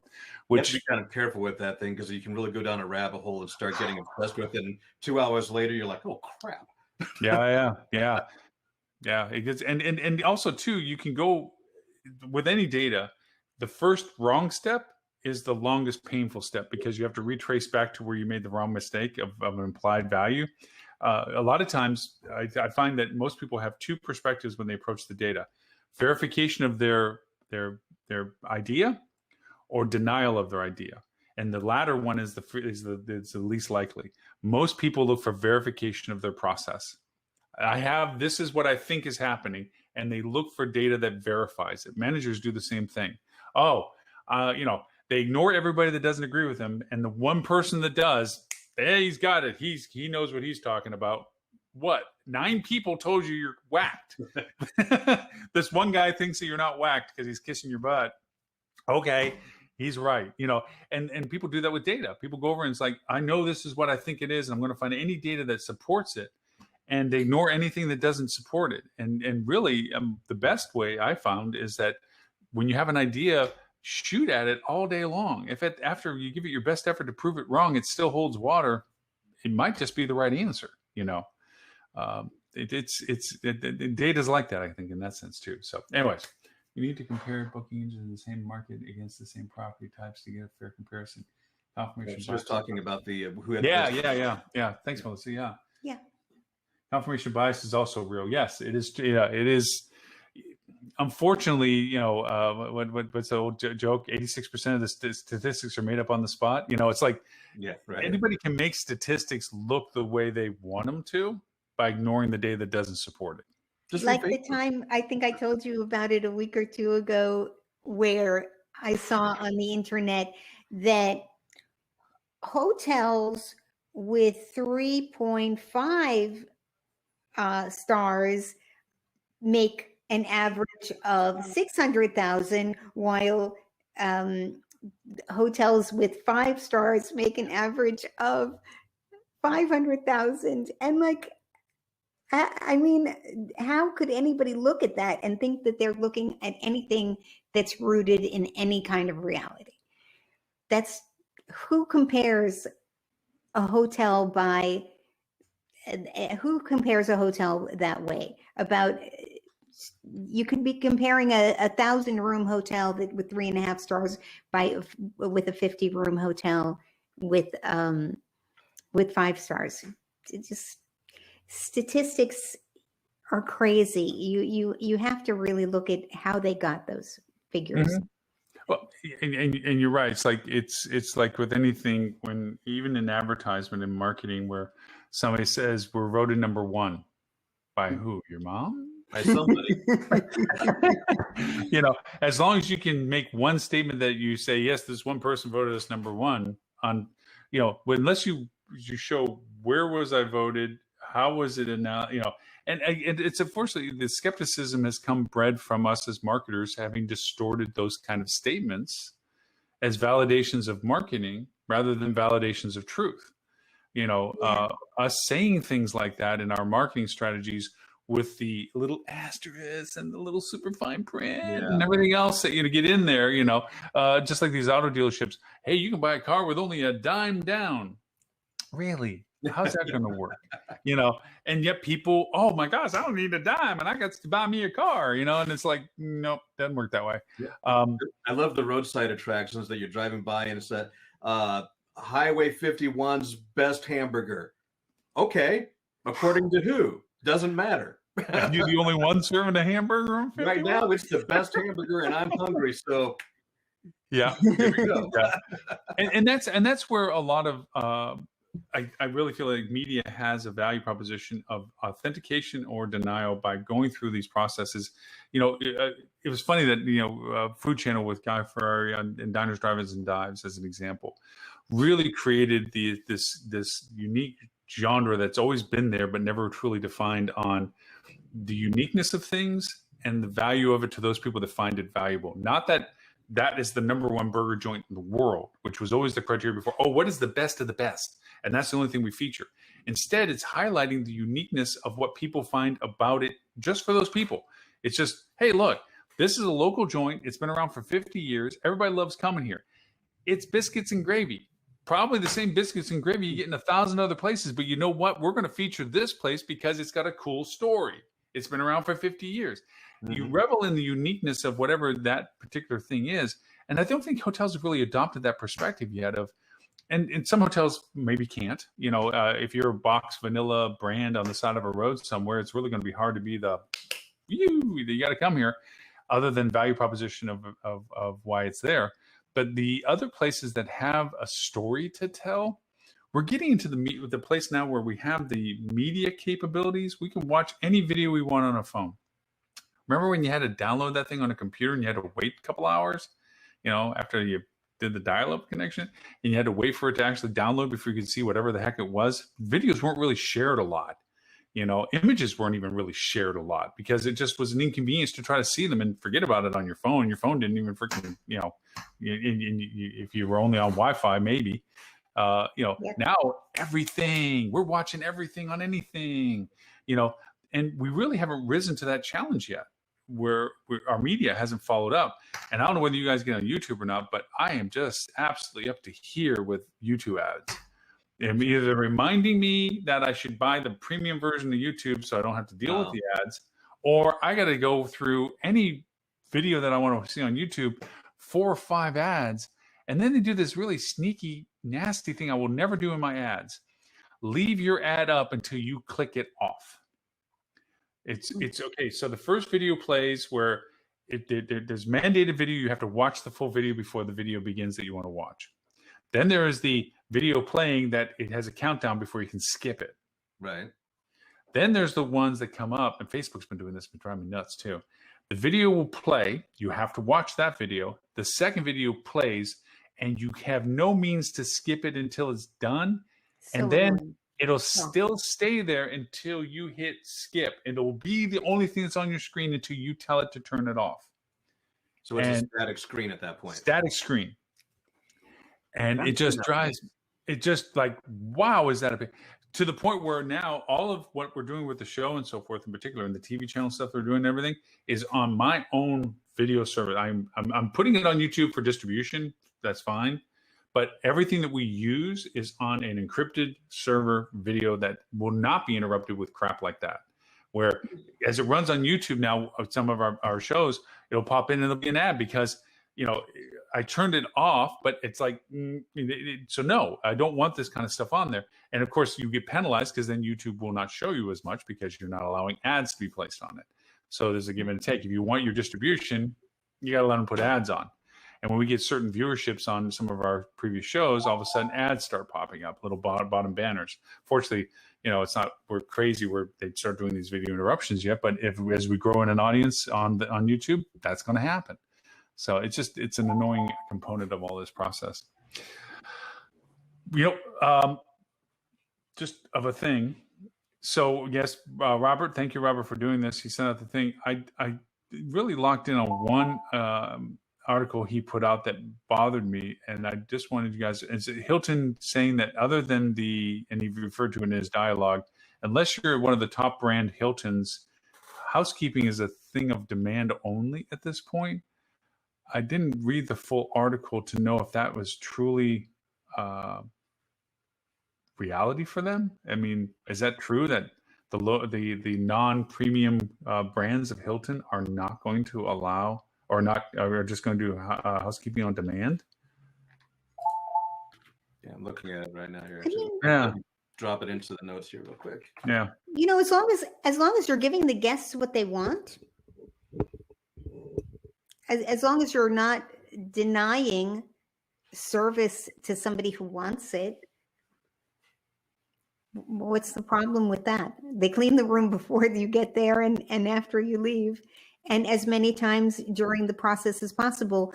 I do think, though, that there might be something in between those two of just saying, do you want a full refresh of the room, or do you want us to just come and remove the garbage and give you fresh towels?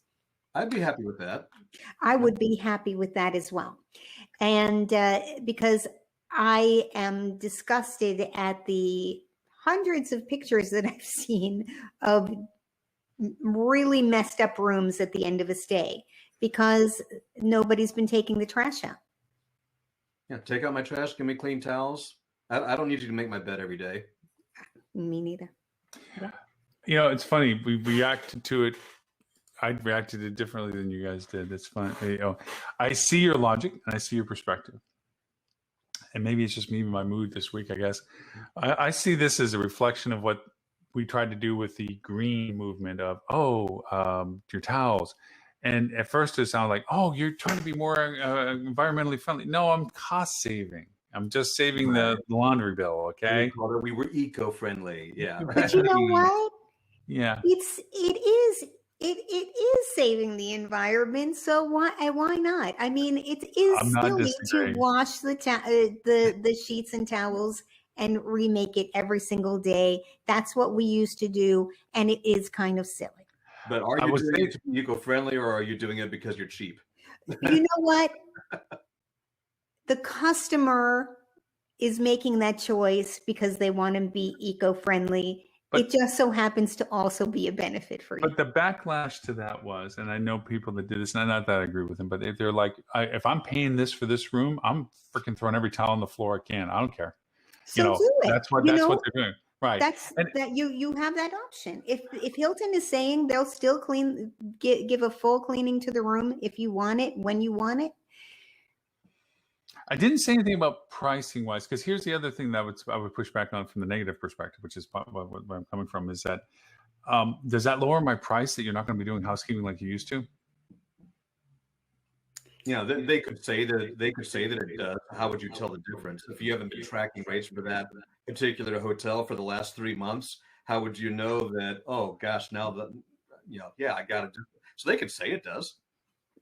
Yeah, I mean, do you, and also too, do you create a logistics nightmare by saying, hey, we'll give you $20 off if you don't want to do daily housekeeping, but then you have to have internal logistics of which rooms paid versus which didn't, where Mr. Smith calls him and says, hey, my room isn't cleaning, going, yeah, Mr. Smith, you didn't pay for a daily cleaning. You don't want that. You don't want any of that stuff. So it's like, I do, and I appreciate the fact you're seeing it from a positive perspective, because I need to see things from a positive perspective a little bit more this week. That, hey, look, we're, and it does answer the things that people are already publicly aware of, that we have a labor shortage. And so we are finding ways to organize ourselves that we'd have less demand responsibilities for staff. And to your point, there are some things that if I could just get those things, I'd be okay, like trash or, is there another modality? Do I put the stuff up by the front door? And if so, do I want people going down the hallway with a bag of trash out somebody's door? I mean, how do you facilitate some of the, I think there's some middle grounds, to your point, Adele, that can be done that, just like when you used to walk down the hallway and there was room service trays, and the worst thing you ever notice is that 6 hours later you walk back there and the same dang room service tray sitting out in front of somebody's room going, dude, Depends on the hotel. Stuff up. Yeah. It depends on the hotel. And Yeah. your security cameras will point out where those trays are. So it can be really helpful. But you know what? I mean, I've spent a lot of time living in hotels, and if I'm going to stay for 2 months, for example, at a hotel, just show me where the garbage goes, and I'll take it out myself, and I will watch for the lady with the cart, and I will grab those towels and trade her for towels when I need to, and I've been perfectly happy like that. And we also have some infrastructures, I know from, again, my Canadian clients, is that they've already had to build infrastructures on quarantining and so forth that they've implemented. There is a methodology, modality as to how they facilitate rooms that people are under quarantine. So we have some SOPs in process for some hotels that handle this dialogue between room and service. Like, this is your towels, this is your trash bags, this is your whatever. But then you throw in things like, was it MGM or I forget who it was in Vegas is talking to Grubhub to replace their room service with Grubhub service. Well, like, you know what? I mean, it's such a money-losing proposition. And you know what? Because fewer people want to eat in their rooms anyway, but they want that option. So you make it more expensive. You've got 20% gratuity and a 5% service fee and a this and that and the other thing. There are so many fees on it that you're paying $75 for a hamburger with fries and a Coke. It's just insanity. It doesn't make any sense. So why not look for another opportunity that will fill the need of the guest, maybe even better than room service, because they'll have a lot more options, and not be such a money-losing proposition for the hotel. Also, I think that we're a little bit less flexible because we've experienced decades of hospitality service, the way things used to be, and so our expectations are a little bit different. But the younger people coming in, they are, they're setting the standards for themselves of what they want. And they care a lot more about having unique experiences, which might be accomplished better from Grubhub. And they care a lot more about the ecology. And just try to ask a Canadian about having a hotel that doesn't have the ecology protocols. Well, it's really given rise to a lot of companies like a Grubhub. Grubhub is a great example. Grubhub has been around for a long time. I don't know if most people realize this. Back in 2009, I was in reputation management working with a program called Review Analyst, and we were pulling in restaurant reviews, and we pulled in Grubhub had reviews on their site. That was 2009. So that's 10, 11 years ago that Grubhub was around, right? Nobody heard of them until last year, right?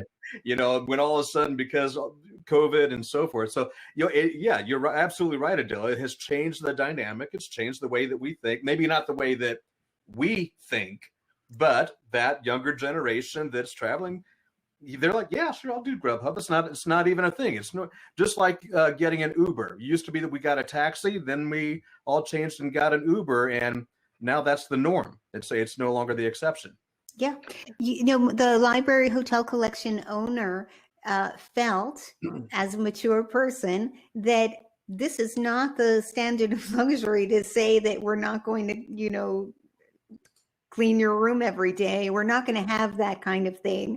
We're not going to talk about that we won't change your towels that are hanging on the thing, because I don't want anybody to think we're nickel and diming the guests. We want to give them the full experience. But we actually did have people complain. Well, what's wrong with you people? Why don't you know this? We're in the 21st century, and we want to have those ecological protocols in place. It's different. That they consider that something that's missing in our service. I think, unfortunately, I don't want to be the hairbringer, but I'm being negative, I guess, in some ways. Yeah, you do. I am being, yeah. And that is that I think we're going to create two different ships in hospitality. There is the efficiency ship, which is where we're tending to go with most of the hotels, which is kiosk-driven, third-party Grubhubby, housekeeping on demand, functionality, I just need a space mentality stuff. And to address the labor shortages and the need for service efficiencies and what have you.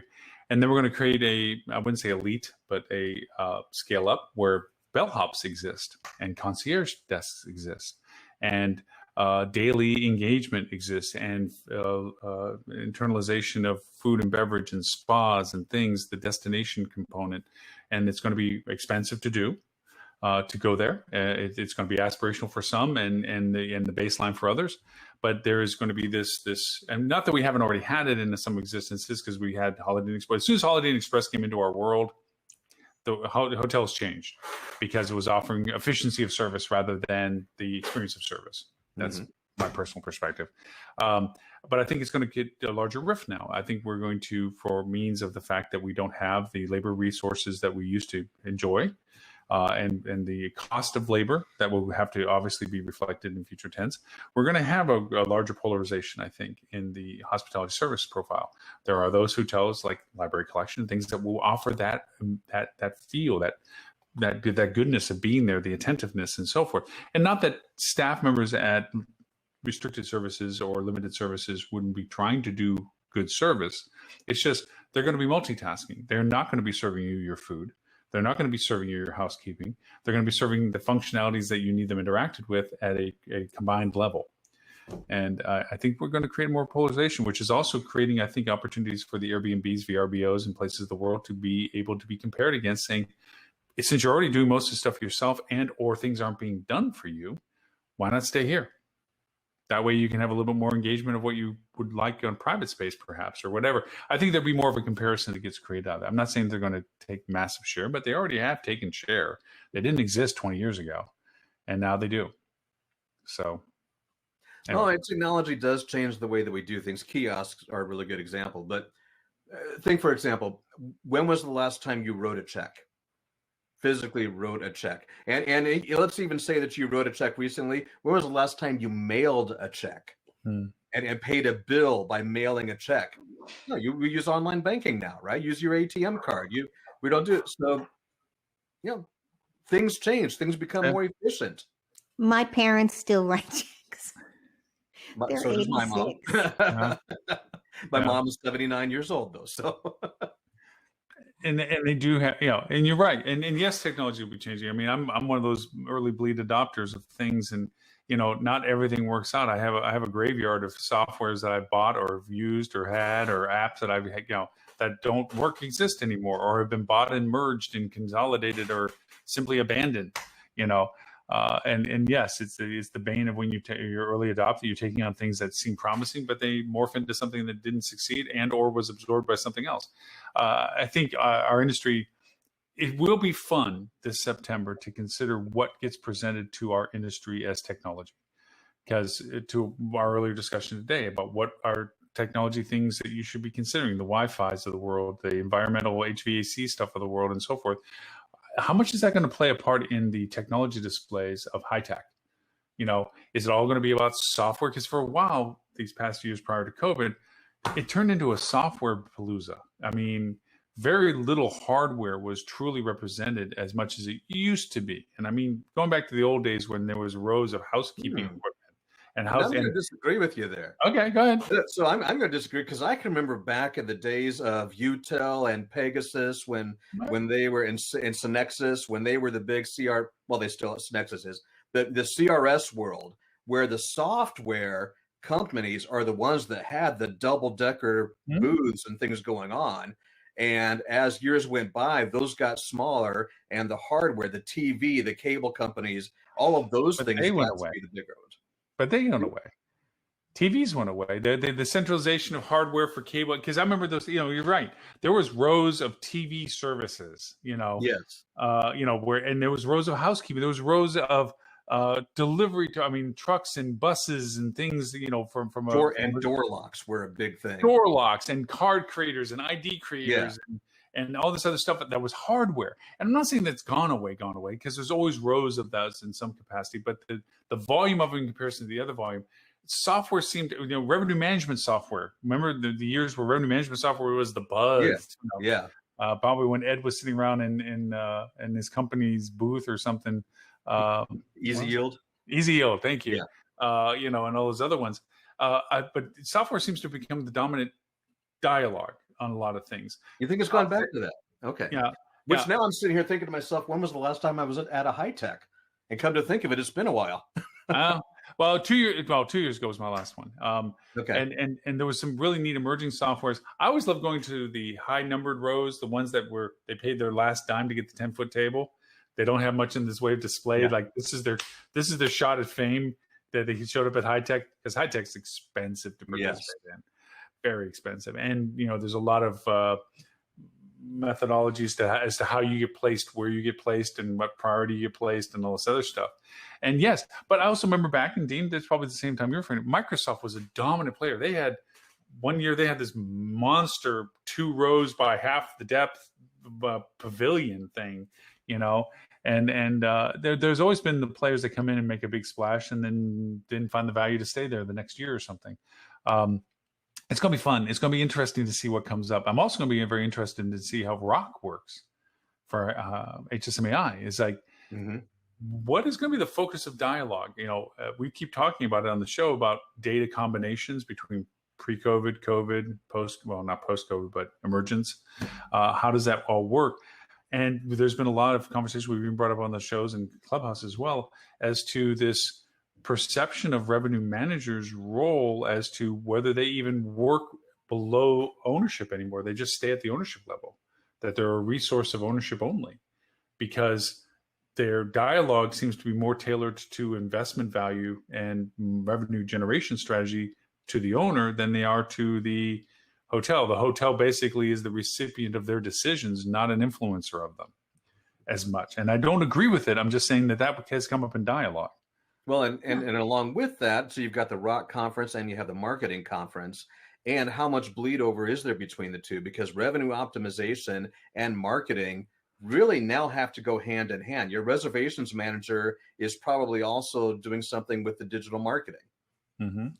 I mean, they always should have gone hand in hand. You're absolutely okay. Yeah, it should have always been converged. Yes. And I think that the reason that they're coming together and the reason that they're saying it's a commercial strategy conference is that their HSMAI is trying to say we should be experts in sales, marketing, and revenue together.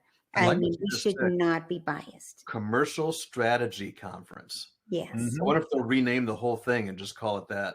Well, that they are saying that the marketing conference is an HSMAI commercial strategy conference, and the same thing about ROC, and the same thing about the sales. Even though, you know, some people will say that, oh, the salespeople should be left alone.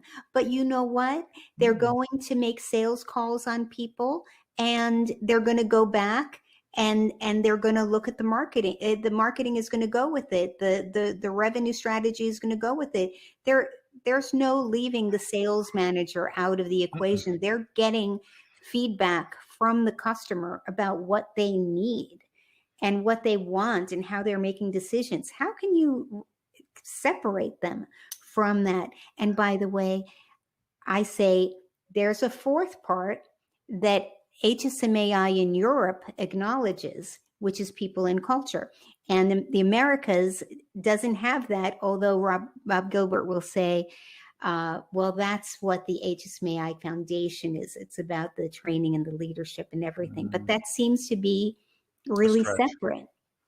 Well, I'd even expand, and this has been a conversation I've had in presentations, where operations and fragmentation of not just operations, logistics as to the fulfillment of what's being provided by marketing, sales, and revenue management, but also HR for getting the proper team members involved, accounting for the proper methodologies of tracking the revenues. Because here's where gap points come through. a contract gets signed for, and we just had this conversation at the very beginning, Dean, of commission-based relationship with some entity. And so accounting gets handed this contract. Pay these people when they send you an invoice. Okay. And so they get an invoice from these third parties that are commission-based models, and accounting does its due diligence. Okay, I got a bill. Here's the bill. Nobody goes back and says, let's wait a minute here. What is it they're billing us for in comparison to the contract that we have with them? Oh, wait a minute. These bookings that they say we have to pay commission on came through a group block. Why are we paying them for what we have as a negotiated group block? Just because they said they touched their system, and so attribution-wise, they are obligated, or we're obligated to pay them. No, we don't pay on our group blocks for people that are booking if they happen to trigger your system. So accounting has to be aware. The point I'm making is accounting has to be aware of its responsibilities associated with what it pays for by understanding the contract that we've negotiated in. And that comes from a dialogue. That comes from the collaboration you keep referring to, Adele, that we're all working together mentality. And then HR, they sit and they need to be brought into a lot more conversations with marketing in particular, especially with the current labor environment. They have to polish up their marketing skills. I am unfortunately seeing so many job postings that are what we want, what we need, what we expect, what we demand, what we think, with no dialogue about what we offer, what our culture is, what do we want you to be able to attain with us? How is it that we can offer you what it is you're looking for? There's no two-way dialogue in that process because they've never had to deal with it in that context before. And so they need to be working with the departments as to exactly what they need as a team member to tailor that in the terms that they need to get and solicit the people that the team needs. Because as we say oftentimes, you put toxic people into a relationship just because they fulfill a criteria and they fail. There's nobody that they blame. They don't blame HR. HR say, hey, I took the list that you told me that they had to have 3 years experience, 5 years education, blah, blah, blah. And this qualified and you hired them. And meanwhile, the other people are going over going, but the guy was a dork, Yeah. Well,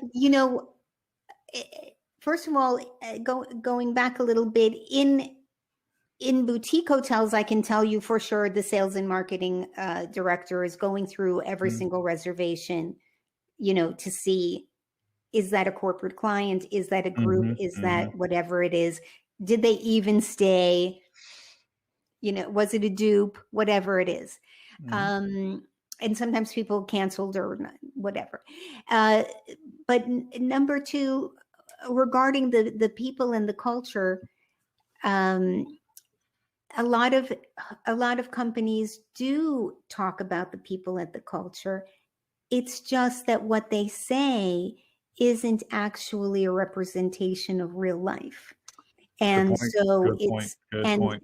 Yeah, and it wasn't me that made that point, but recently I heard Dr. Peter Ritchie from FAU, who he did a survey or got a lot of feedback from 80-something thousand students who were either at the school or taking some sort of certification. That he got a Hospitality Hero Award and one of the top 25 minds in the marketing from HSMAI, and because they opened up that complimentary education for a lot of people during COVID. And so he got a lot of feedback about where people are now and the experience that they're having in the industry.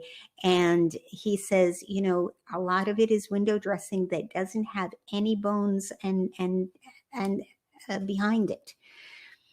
And it's a sad situation because I always refer back to Gandhi, who said, happiness is when what we think and what we say and what we do are in harmony. And right now, there's such a big gap between what the executive office thinks, what the marketing department says, and what actually is happening. Oh, yeah. And then that's bred into our industry based on the fact that we have the multiplicities, the multi-headed beast, so to speak, of ownership's perspective, management team's perspective, management services perspective, brands perspective, properties perspective. And to your point exactly, if they're not in harmony, if they're not all working towards the same thing, there's this divergence of methodologies. You can't take an ownership that is revenue driven and bring that into a management company whose obligation is to the ownership but is service driven, to a property that has to answer to two different masters, while the brand is saying that there's brand prerogatives that they have to maintain as well. That is in divergence of the other two. You can't solve all the demands of it. And property is usually the one left in the middle, trying to sort through who happens to be the priority of the day. Is the ownership all of a sudden the adamant, desk beating mandate that says we're not going to hire that role because it cost me too much, or I don't need it yet, or you can't justify it, or the marketing budget that's not approved because I don't see the revenue of return, when really you're building brand awareness and it's not about ROI as it is about market voice that brings further revenue. And there's so many daily conversations that these things, you just hit around the head, of that lack of harmony that exists. And yes, marketing definitely blows smoke, that to the unfulfillment of the reality of the thing. I've seen toxic corporate environment that outside looks sunshine and rainbows. Absolutely. So have I. I've been in it. I actually feel like I had battered wife syndrome from one of my past experiences. And it was unbelievable how limited my thinking was when I was in that environment. And then when I changed my environment, I had a voice, and I could get amazing things accomplished. The same person with the right environment. I can tell. It is interesting to explore different cultures and different environments, like you said, like that too. Internationally, domestically, whatever the case may be. But, we've all worked with different companies that had different styles. It doesn't mean that one style was necessarily right versus wrong over the other, but they were different, right? And I will take my own example, actually, is I recently started doing some work with a company, and the founder of the company is a surfer. And he's got the whole surfer mentality and all that thing going on. I've never been in a company like that before. I've never done that before. And it's great company, but it's very different for me, but in a good way. I'm like, hey, this is kind of cool, So, try different things. Yeah, you may not have done it before, it may not be what you're used to, but try something new. It's a shame, because we look to politics in some ways as a reflection of how we do business. And unfortunately, when the decision process within corporate, it turns political, where how many times are we supporting each other in what capacities to know whether my agenda gets pushed versus your agenda gets pushed, and whether I have to give considerations to you that I'm not totally happy with, but by doing so, you're supporting something that I do need pushed. And all these mixings of things that happen, sandboxes of this is my department, not your department, mentalities that, if taking your advice, Adele, if everything was in harmony, it doesn't make a difference as to whom I honestly, I've had a statement I've lived with my whole life. If you don't care who gets the credit, anything is possible. Oh yeah, absolutely. If you just worry about the end solution and not about who brought it to the finish line, honestly, it's amazing what you can get done. And if you keep acknowledging everybody that participated, whether they had a strong role or a minor role or no role, but they were on the team when you did it, that is more worth than anything else. And HR has not stood up to that as much as I think they should as our industry. I don't think HR has turned into the champion that it should be for those people. And I think we're in an education phase for our industry where I saw a post on Facebook, which made me mad, made me kind of like, yeah, that makes sense. It made the statement that if you were complaining at somebody that made $2.13 an hour about they should get another job if they don't like it, or now bitching about the fact that you're not getting service at your restaurant, who's hypocritical now? We got what we paid for. Sorry. We basically told people this is the price that we pay. If you don't like it, go find something else. Well, guess what they did? Yeah. And now we're in a position where if we want to be the need for those positions to be filled, we have to compensate them at the level that's required. I noticed something bizarre. Biden went over and did something where he made it where first responders all get $15 an hour. I didn't even know they didn't get paid $15 an hour. I was First like, what? responders, you mean like firefighters and police Yes. officers? There was Are you some kidding sort of me? thing that got passed politically that just said that there's a minimum per hour of $15 or something. Like, what? Wait a minute, they don't get paid what? Yeah. I don't know whether that was just a baseline for people, and obviously some people got paid more, but others didn't. I didn't know there was even a thing like that. We often take for granted we don't always know all the moving pieces to stuff, and I don't think people often understand that there are some people that do get paid very well. CEOs get paid way more than they ever should. But the people that are doing the heavy work may not be getting at a level of compensation for the workload that they're doing either. I think HR has to become more than just the corporate champion, which really that's what they are. They're there to ensure the security and safety of the company's interests and not so much the individuals. They follow protocols and SOPs and processes. They make sure that they follow governmental guidelines and rules and regulations. That isn't about the benefit of the individual employee sometimes. That's about the benefit of the corporate structure. And they need to be about more balanced act. They have to be more of a vanguard. I think some companies from a service profile have done very well when they create a champion for their clients, where that person is a solicitor for the client's interest, even though they're being paid by the company, but they're soliciting the client in their service. That's what I think a salesperson does. From the way you described it, how you always see things, Adele, I think that the salesperson is the advocate of the client. They're there to get the best for what the client wants, in deference to what company is willing to not sacrifice to do it. Like the company's always looking at cost savings and efficiencies and what's the minimum we have to do to fulfill what they're interested in. And the salesperson's like, don't do that to them. Put the big bouquet, not the little bouquet. Look, they're the ones that keep pushing. They're the advocates of it. That's the advantage that all of us on this call here, all of us on this show have an advantage of as consultants, is that we can be platform agnostic consultants.